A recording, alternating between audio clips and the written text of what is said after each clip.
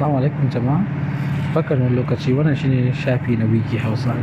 Zan koya mana yanzu yadda za ka yi sayan littafi a Wiki Hausa.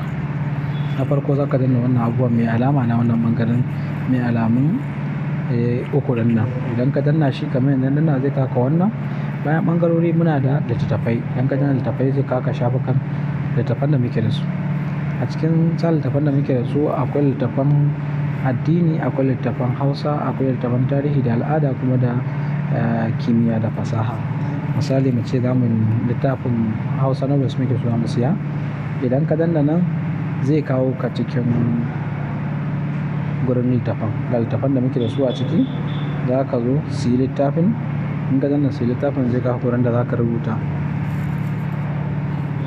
Gurin da aka rubuta sunanka, ka saka sunanka. Da information na bukata ka saka sunanka, garin da kake da komai da komai. In ka gama idan ka wani ƙarin bayani da kake so ka tura mana za ka yi danna. Idan ka yi sai ka zo nan gurin ka danna wajen na karanta kuma na yarda da wannan dokoki na shafin nan. In ka danna shi sai ka danna place order.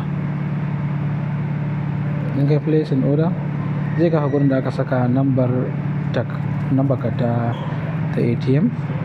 Nan gurin za ka saka number ka ta ATM kamar yadda ni ma zan saka yanzu.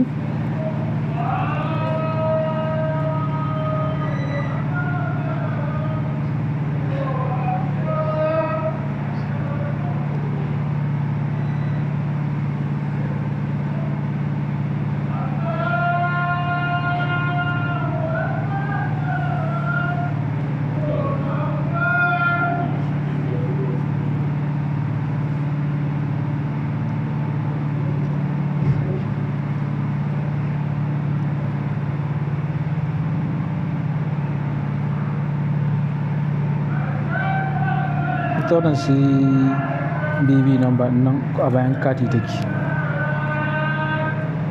Kana danna sai ka danna pay.